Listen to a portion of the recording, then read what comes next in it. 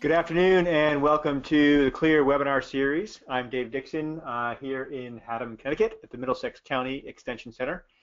And today's webinar we have Kelly Strike from DEP, who's going to be talking to you about the state's second generation nitrogen strategy to deal with nitrogen pollution.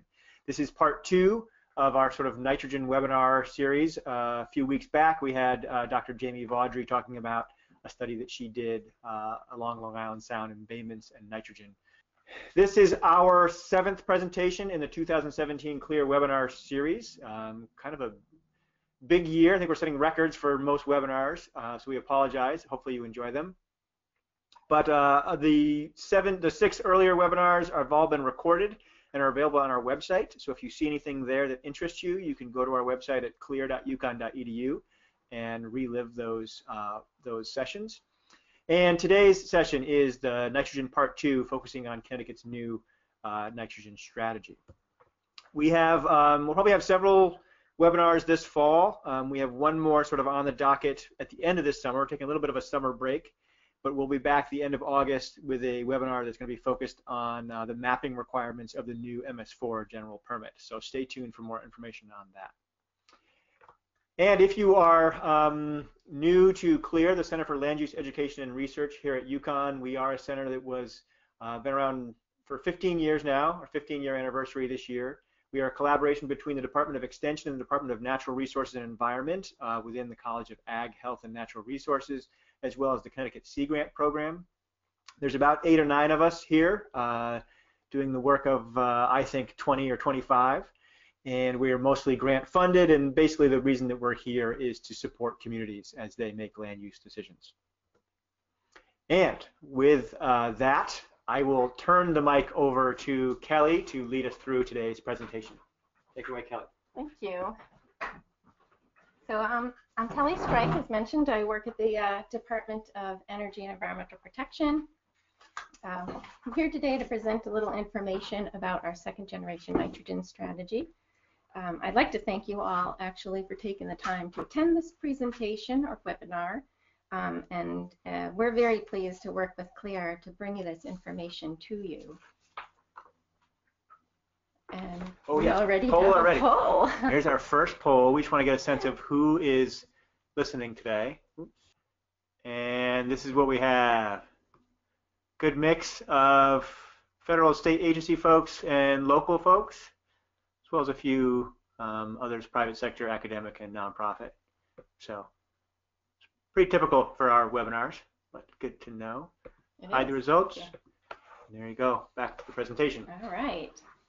So today's webinar will cover the steps leading up to the second generation nitrogen strategy, and we'll describe what the strategy encompasses.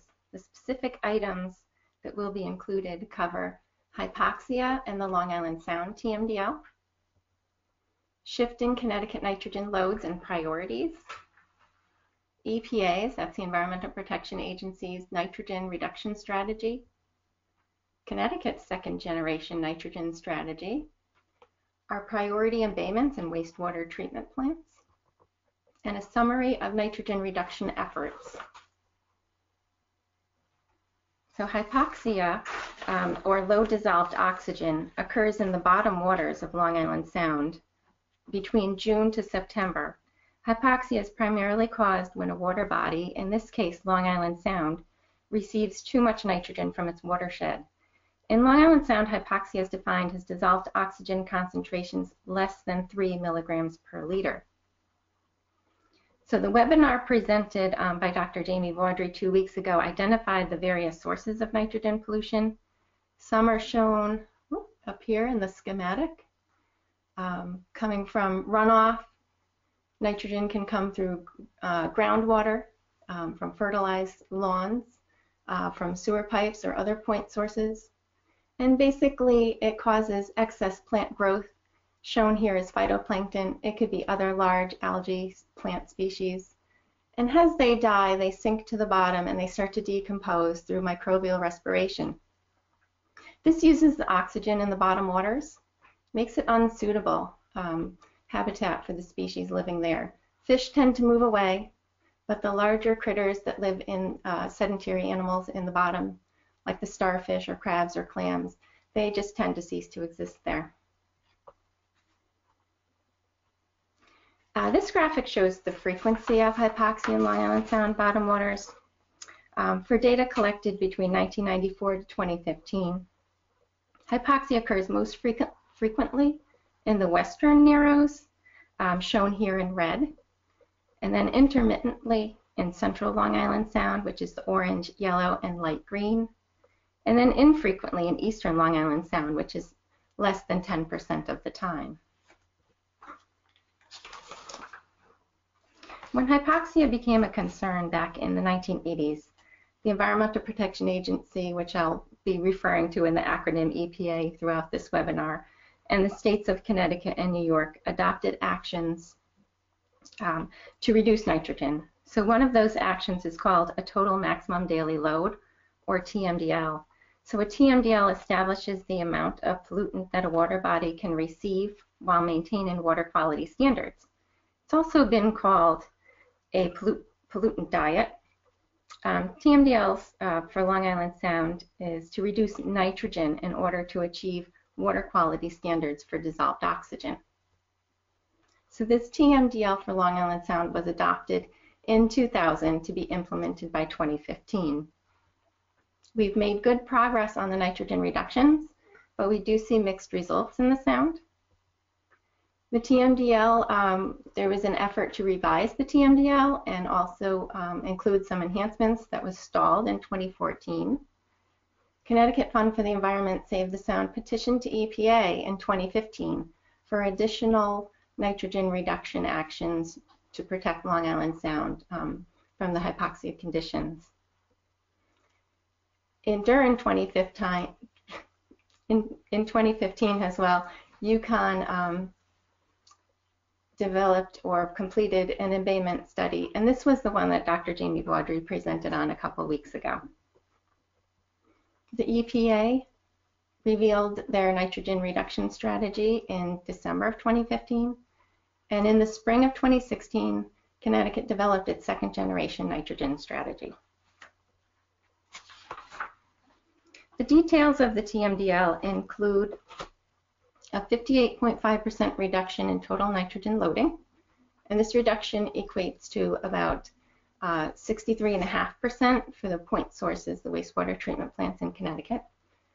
The TMDL also required a 25% combined reduction from wastewater treatment plants in Massachusetts, New Hampshire, and Vermont, a 10% reduction in non-point source nitrogen across the watershed, and as far as atmospheric sources, there was an 18% reduction expected through implementation of the Clean Air Act.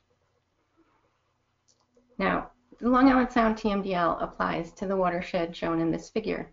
It begins in the Vermont-New Hampshire border and extends through Massachusetts and Connecticut and includes a portion of New York as well. It should be noted that the Long Island Sound TMDL applies to the offshore waters, and I'll point that out in a coming slide. So we review wastewater treatment plant data to evaluate progress in meeting the TMDL requirements. The data from our wastewater treatment plants shown in this graphic here shows that the nitrogen reduction goals are being met as of 2014. The peaks and valleys in the data represent wastewater treatment plant performance due to environmental conditions. In wet, cold winters, you see here's like a peak here, basically performance is not as well for nitrogen removal, but the conditions in the summer and early fall, shown here, help to increase nitrogen removal. Overall, there's a decrease in trend as demonstrated by the 12-month moving average and the regression line. Nitrogen from wastewater treatment plants remains below the 2014 target goal. What does this mean for hypoxia in Long Island Sound? Based on 26 years of data shown in this bar chart, there is a decrease in the area of hypoxic water in Long Island Sound, as indicated by the long-term trend line. And that's right here. The graphic also demonstrates interannual variability in the data, which may be caused by conditions other than nitrogen loading. These conditions include warmer water timing of the rain events, and changes in major climatic patterns that affect wind speed and direction. The observed decrease in hypoxic area is less than anticipated, but would likely be much worse if reductions in nitrogen loading had not occurred. There's evidence of a warming sound, and warmer water holds less oxygen. Between 1991 to 2014, the average temperature of Long Island Sound bottom waters increased by 0.5 degrees Celsius. That's close to a full degree on the Fahrenheit scale. In addition, the department's Fisheries Division has documented a change in the fish community from cold water to warm water species. This graphic demonstrates the worst occurrence of hypoxia in Long Island Sound captured during the sampling in 2016. Orange, red, and black colors, shown again in the western narrow area of the Sound, indicate areas where dissolved oxygen was detected at less than 3 milligrams per liter, or hypoxic. So note the area where the TMDL applies, where the border is for the hypoxia monitoring. So this does not include the embayments, like the coves, harbors, and inlets along the shoreline. This table shows trends in nitrogen loading watershed-wide. This information was produced by the Environmental Protection Agency's Long Island Sound study based on the results of a joint study conducted in 2013. The table demonstrates that nitrogen from wastewater treatment plants, atmospheric deposition, and agricultural activities have decreased.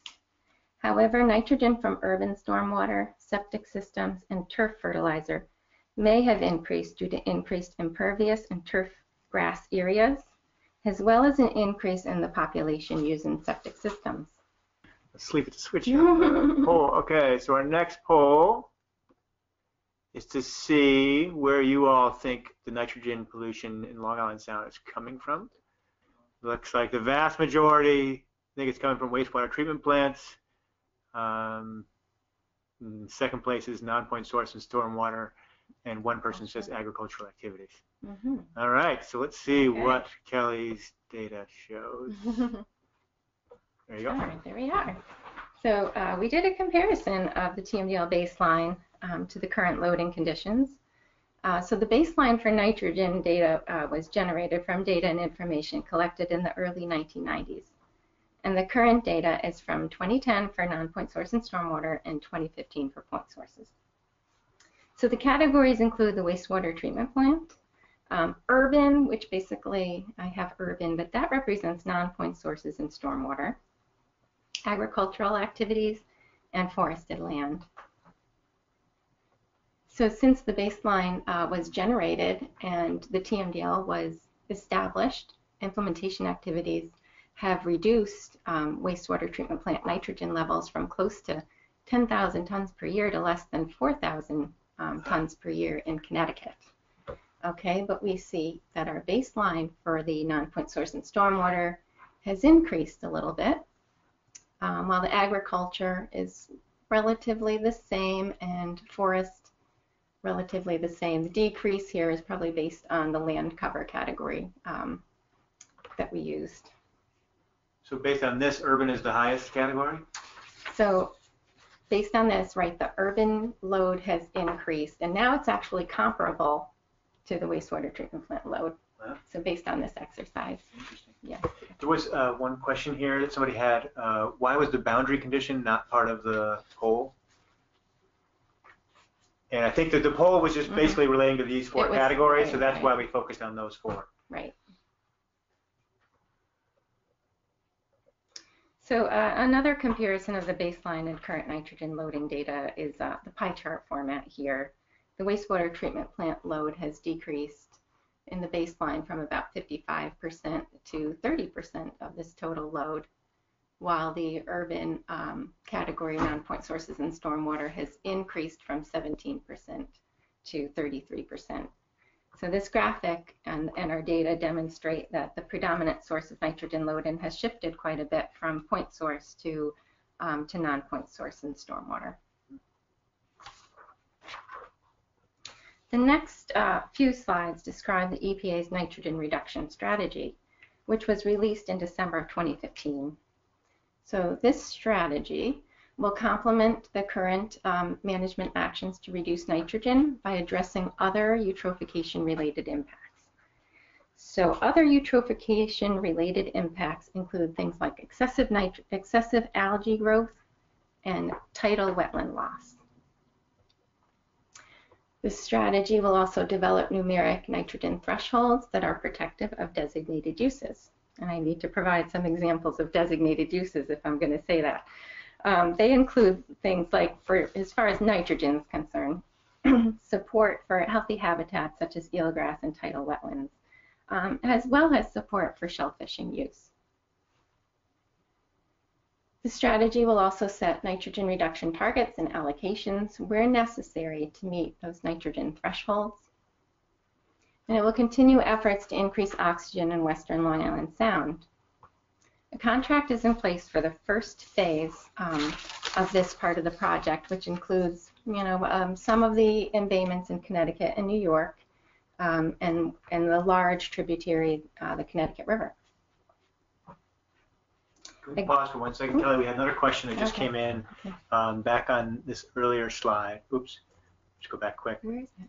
On here. So someone asked, why is it that the forest contribution or load is almost as high as the wastewater treatment plant and urban? Sort of what makes up that forest contribution? So, part of deriving the data, it's very different. The wastewater treatment plant data is actual monitoring data. The way we derive the data for the other categories is based on the land cover. So we use the land cover mapping, and we use export coefficients that have been calibrated to our gauging data. So I think that it would explain the forest is, large. Let me think here. This is just Connecticut, but we still have a healthy degree of forest. So it is large in that regard, and it stayed close to the baseline, but it shrunk a little bit because of the loss of that forest area, because it is based on the land use coverage. Okay. Does that make sense? Excellent. Yeah, thanks.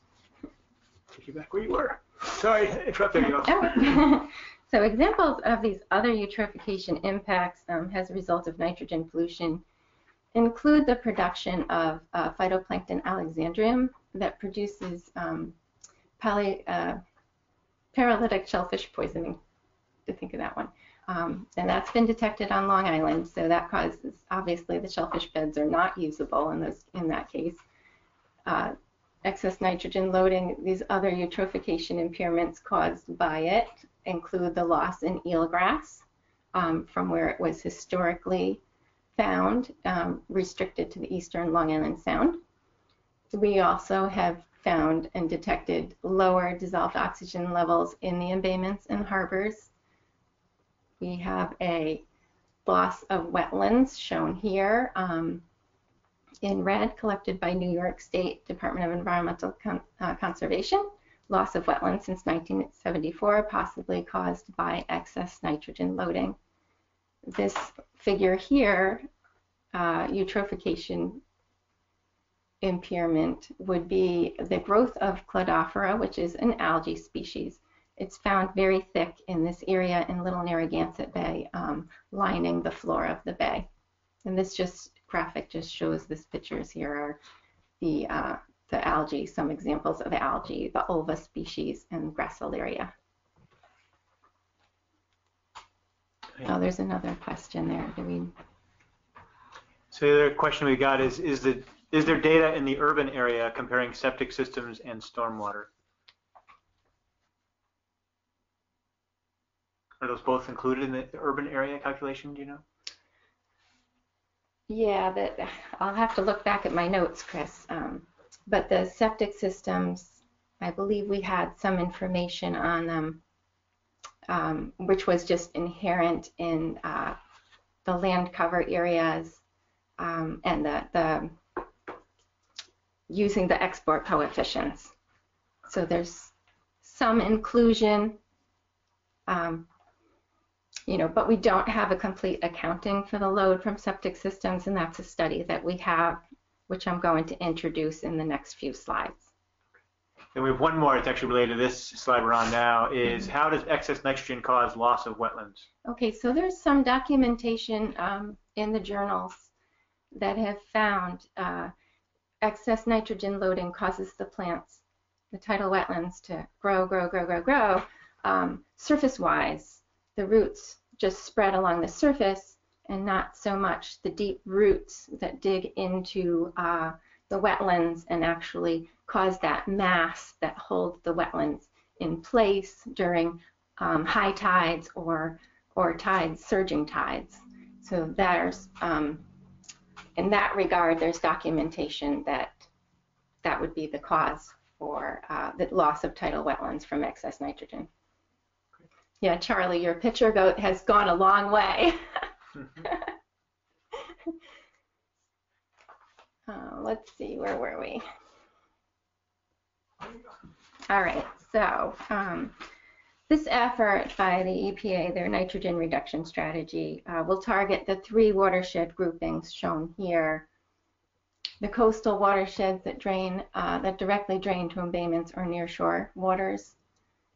Tributary watersheds that drain inland reaches, such as the Connecticut River, Housatonic and Thames rivers, and western Long Island Sound coastal watersheds with large direct discharging wastewater treatment facilities.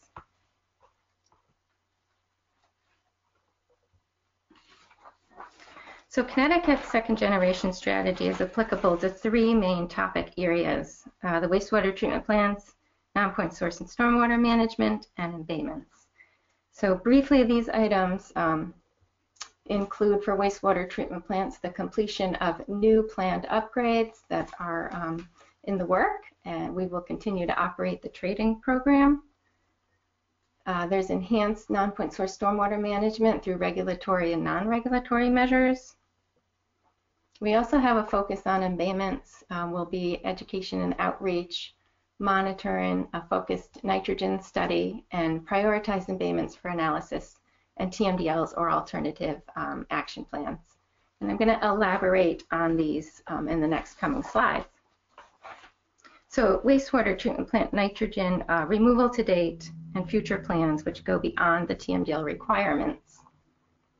So reductions are shown in equalized pounds in this graphic, which is how the trading program tracks progress. So about 16,000 pounds per day, or 95% of the nitrogen load, has been removed from the waste stream to date. The second generation strategy will move this additional 566 pounds per day. And there will be a 2% remaining, and that's remaining as far as the load for wastewater treatment plants to attain 4 milligrams per liter, the limit of technology, which equates to 378 pounds per day. There's some cost information on this initial 95% removal cost about $628 million, or 72% of the total cost. While the second generation nitrogen strategy will remove 566 pounds per day at $97 million, or 12% of the total cost.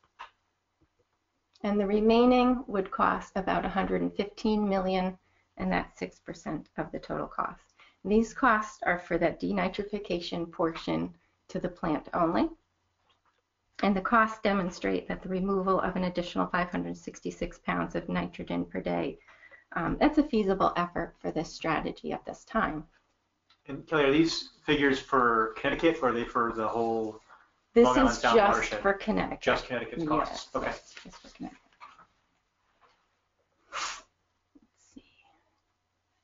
So actions regarding non-point source and stormwater include improvements to manage an urban stormwater, such as implementation of the MS4 permit, effective July 1st of this year. And this general permit includes expanded coverage, focus on nitrogen, impervious cover and retrofits, as well as support for low-impact development and green infrastructure. Our other stormwater efforts include the preparation of a general permit, which will be very similar to the MS4 for the Department of Transportation. We'll also be implementing the impervious cover response plan. And we have this project that has brought me here today, partnered with CLEAR for outreach and technical assistance. Oh, I misspoke. This is actually for the MS4 portion. Oh, right. That's not why I'm here, though. That's the next one. The strategy also includes efforts regarding septic systems and sewers for wastewater management, such as acting upon opportunity to connect areas with failing septic systems to sewers or upgrade those systems to improve functioning and possibly some type of denitrification process. We also have a contract in place to further assess septic system loads and potential management options for coastal watersheds. So this item's also presented under the embayment topic area, but this is the study that I had mentioned on an earlier response to a question where we're going to be trying to get a better handle on the nitrogen load from our septic systems in the coastal area. So the continuation of nitrogen reduction actions under the strategy in the area of turf and fertilizer include consideration of the regional nitrogen guidelines for local implementation, participation in the fertilizer use behavior change campaign with Long Island Sound Study, the Nature Conservancy, and other stakeholders, as well as outreach and education through our partnership with CLEAR. And that's a component of it, what we're here for. So in regards to agricultural activities, the second generation strategy includes the development and implementation of nutrient management plans, a general permit for confined animal feeding operations, innovative use of animal waste such as value end products and energy digesters. And this is just a cool example of cow pots, and the cow's very proud. So buy cow pots when you're planting. And then also our efforts include coordination with the Natural Resource Conservation Service to focus nitrogen reduction efforts. So Connecticut's embayment projects and outreach activities include this project with CLEAR to communicate the results of the eutrophication susceptibility study. So that's actually the study that was presented by Dr. Vaudry 2 weeks ago. Nitrogen pollution in Long Island Sound embayments, where is it coming from? And also there was some discussion then of the sources of nitrogen, like fertilizers, stormwater, on-site wastewater treatment systems, also known as septic systems. We'll be rolling out some ideas for best management practices and solicit input for local level actions. We also have, as I mentioned earlier, the contract in place to evaluate the nitrogen load from septic systems, to look at the susceptibility to failures, and to also recommend management options. We have, under the second generation, additional embayment monitoring, nitrogen assessments, and modeling, and that is really in the partnership phase at the moment, where we're looking to partner with local organizations to meet those goals. So I'd like to mention this study, which is a focus study in the Niantic River Estuary. Together with a number of local partners, we're working, and also with Dr. Vaudry, who is the project investigator on this study, the purpose of it, to evaluate the effects of nitrogen in the Niantic River Estuary, which is located in East Lyme. And the specific tasks of the project include evaluate the environmental impacts to eelgrass or hypoxia and stressors like river flow and nitrogen. Develop an estuary ecosystem model to link with the watershed loading model. So the watershed loading is completed in the earlier project done by Dr. Vaudry, which was presented a couple weeks ago. And this project will link it to an in-estuary model. We'll be developing targets for nitrogen load that would be protective of resources such as eelgrass. Using the model, the watershed component of the model, we'll be able to evaluate mitigation strategies. And also, finally, we hope to assess the transferability to other Connecticut embayments of this approach. Oh, and we have a poll. Right. Okay. So we wanted to see how many of you listened in to Jamie Vaudry's webinar a couple weeks ago. Looks like over half of you did. Just less than half didn't, so that's good to know. All right. And for those of you who did not watch it, if you do want to go back and watch, it is on our website, and it's a very interesting session, so check it out. I think we can save these ones to the end. Oh, go ahead. Basically this slide is a summary of the webinar presented 2 weeks ago that we just polled on. As that webinar is recorded and available for review, I'll only briefly go over the items in this slide, which are the study achievements. So they include the estimation of the nitrogen load for 116 embayment segments. The study determined potential sources of nitrogen to embayments, predicted the potential for the embayment to go to eutrophication or to exhibit eutrophic type conditions, and it identified 16 embayments of concern for Connecticut. And this here is just an example of the sources, how you can display the sources from this study, which show you the sewer, the component of sewer, the septic, rain and dust being atmospheric, and fertilizer. And this graphic here is the delineation of the coastal watersheds that were part of the study. And I'll just add that we are CLEAR are actually working on a map, an online map that sort of shows the results of this study. And so you can click on any embayment and get sort of that chart that you see on the right. You'll get a sense of where the estimates are that nitrogen is coming from. And we hope to have that up and available in the next couple weeks. Okay, thanks. So we further analyzed wastewater treatment plant information relative to the coastal embayments and Dr. Vaudry's embayments of concern, which are shown in the red circles. There are 82 embayment segments in Connecticut, and these include the 2 that are shared with Rhode Island and New York. And of these 82, 16 received discharges from a total of 31 wastewater treatment plants. And really the color coding was something for my tracking. All the red bars are plants that are part of the nitrogen general permit. The blue is in individual permits, and green are those very small plants. They're de minimis, so they're not part of the nitrogen general permit. And this is basically the number of plants shown in the bar chart. And we also looked at the nitrogen load to the embayments, and this was based on 2015 data. And shown in the red are the embayments of concern identified in Dr. Vaudry's study.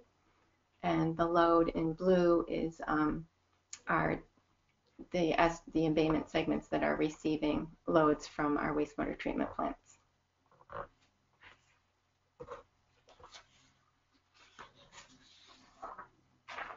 So an additional effort conducted at DEEP is to prioritize the embayments through the integrated water resources management process. And this process considers ecological, stressor, and social information to prioritize waters for further action. Some of the information used to prioritize the embayments are shown in this figure. They include information such as watershed-based plans, which are either completed or in development, organizations that are already in place, that are working in the watersheds, the information from the embayment study as far as high nitrogen loading or predicted dissolved inorganic nitrogen in the estuary areas. And the final priority embayments are shown on this graphic in purple. So they include, starting in the east, the Pawcatuck River, which also includes Wickety-Wack Cove and Little Narragansett Bay, Stonington Harbor, and some of the smaller coves connected to that embayment, Mystic River Estuary, the Niantic River Estuary, Farm River Estuary. Down here is Southport and Sasko. Let's see, and number 7 is the Saugatuck River embayment, and number 8 is the Norwalk Harbor embayment. So prioritization of these embayments means that they are scheduled for some sort of study or assessment and a pollution reduction plan or TMDL in the near future. And the department is currently in the process of building local partnerships to address these priorities. Next, we looked at how many of the priority embayments receive wastewater treatment plant discharges. Out of the 8 embayment complexes that we prioritized, 5 received discharges from 1 or 2 wastewater treatment plants, which are shown here. And again, the color coding is really just the individual permit, which would be the Westerly Wastewater Treatment Plant in Rhode Island, Norwalk, and I believe Georgetown is another individual permit that discharges to the harbor. The others 3 plants are under the nitrogen general permit, and there are no wastewater treatment plants that discharge to the Niantic River, Farm River, or Southport, Sasko Brook area. And the nitrogen load to the priority embayments is shown here in pounds per day. The highest nitrogen load being discharged to Norwalk Harbor from the 2 plants, followed by the Pawcatuck River in Rhode Island, Connecticut, as well as southeastern Connecticut.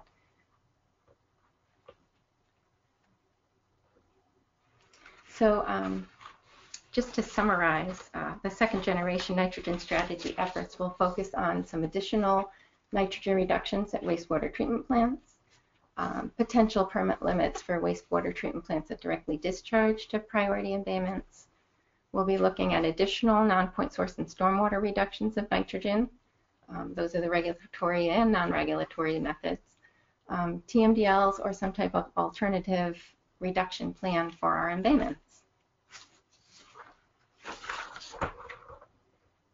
So finally, it's your sound, your waters, your plan. I've presented a lot on the broader efforts that we're able to conduct at the state level.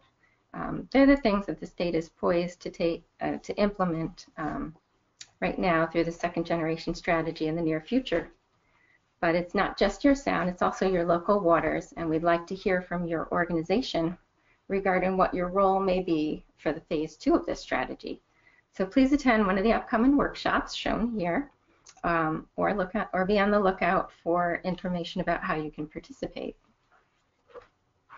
And I'll just add here that we did set up a registration for these workshops. If you want to just RSVP that you're intending to go, you can see that on the screen there, s.uconn.edu/nworkshop, all one word. If you go there, you can just sort of let us know that you're coming to which one of these sessions. And the next slide, I mean, probably don't have time to copy this all down now, but if you want to go back to the pre-recorded airing of the webinar, some of this information is available that I discussed in the presentation. EPA's nitrogen reduction strategy can be found on the Long Island Sound Study website. I also did include the website for the Long Island Nitrogen Action Plan, although I didn't discuss much about it. It's they have similar efforts to us. Interesting to look over if you would like to learn more about what other states are doing. Connecticut's second generation nitrogen strategy will be coming soon to our website, but other information on our permits and stormwater efforts can be found on this website right now. You can also look at the results of the study that was presented a couple weeks ago that we talked about, that Dr. Jamie Vaudry worked on in 2015. And this site does include a link to the Niantic River Estuary study. That's the focused study that I talked about under our embayment topic area. And I think with that, we go to questions. Okay, great. And my contact information. Thank you, Kelly. We'll leave that up while we respond to some of your questions here. Okay. So the first question we have is, how will the additional nitrogen reductions for Connecticut wastewater facilities be implemented? Individual permits, or will trading still have a role? Well, it still is, trading is still the role. There are plants that are still coming forward to do some additional denitrification under the trading program, and that's pretty much how it's going to be done. They're coming in for design plans, presenting their plans, getting a portion of funding, and they'll be going forward with those reductions. They will have credits maybe, or something to trade after they fully implement the denitrification. So we'll be continuing to operate that program. Okay, this is asking about economic analysis regarding the next best project to be engaged that would yield the most benefit per unit dollar. So I guess just sort of, is wastewater treatment plants spending the money the best way to get the benefit, or are there other areas where we can do it more efficiently with other costs? Right, and I think as I shown in the graphic, getting nitrogen out of wastewater treatment plants is becoming less effective or cost effective, while looking at stormwater is becoming a more effective approach, especially when you look at some of the easier low impact development green infrastructure techniques that have been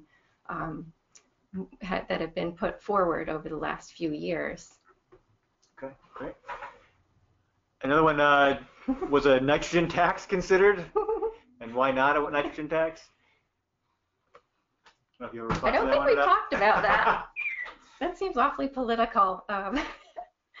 Well, I suppose we can put it on the list. There you go. Anything with the word tax in it is fine. Is Connecticut negotiating with other states with watersheds that contribute to Long Island Sound nitrogen loads, like Rhode Island, Massachusetts, to reduce their inputs? So with other states, because, for instance, upper states that contribute through the Connecticut River, Vermont, New Hampshire, Massachusetts are included within the TMDL. They are included within the EPA's nutrient reduction, nitrogen reduction strategy. As far as Rhode Island, we will be working with Rhode Island directly. We've been talking to them and communicating with them as we develop our partnerships at the local level too. Is there hope for estuaries that are non-point stormwater dominated if wastewater treatment management does not meet the water quality goals? Well, because urban, basically the argument being that because urban runoff is so hard to address. Is it hard to address? Well, that's I guess that's at least the point of this question. Yeah. Well, I think that there is hope for estuaries. Many of them already have a lower load, so there is hope for incorporating some of those low impact development and green infrastructure techniques. I see it happening a lot in some of our watersheds through their watershed-based planning. I think it would be more challenging in cities and where you have basically, they say a champion, where you have somebody aboard within the city's government structure who is a great believer in moving forward with the environment or with nitrogen reductions, or even with the fact that a lot of this cleans up the city, makes it look a lot better.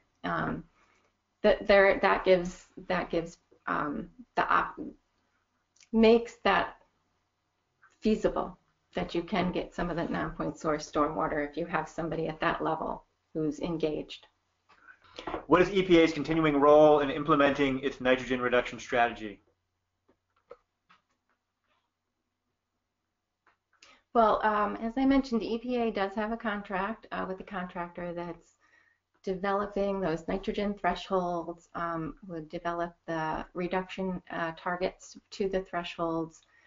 They're looking at a lot of data and information and putting that together. They're doing it in phases, so they're working on, I can't remember, maybe like 6-8 embayments on either side of Long Island Sound. So they are moving that forward, and a lot of that information is available that you can review and look at on the Long Island Sound Study website. Okay. And that's the last of the questions we have so far. If you will stand for another minute here, if you have another burning question that you want to get in under the wire, you're welcome to do so. I do want to take this time, though, to thank Kelly for coming and explaining the new nitrogen strategy to folks. And I do encourage, for those of you particularly living along the coast, if you are interested in learning more about this and talking about what your community is doing and seeing how maybe DEEP can work with your community to sort of help meet the goals in this strategy, I do encourage you to come to one of the workshops that we'll be having in August. We are strategically locating them in sort of 3 different locations on the coast, so they should be less than half an hour drive for most, at least for the coastal communities, that is, and we'll hope to see you then. And seeing, one more question that just came in. This is the last one. So how is New York's progress? Are they on pace with Connecticut? So I believe that New York, and I haven't checked even their last year data for 2016, but they were on target for 2017, 2018. They've made a lot of advancements on some big reductions, and they have a few more things to implement to meet their 2017 deadline, which will probably be the end of this year. Okay, great. Well, thanks, folks, for listening in. And as I said, this webinar was recorded, and we will post it, so those you can share it with your friends. And we will see you at the end of summer for our next webinar, which will be on mapping requirements in the new MS4 permit. Thanks, folks. Have a good holiday weekend.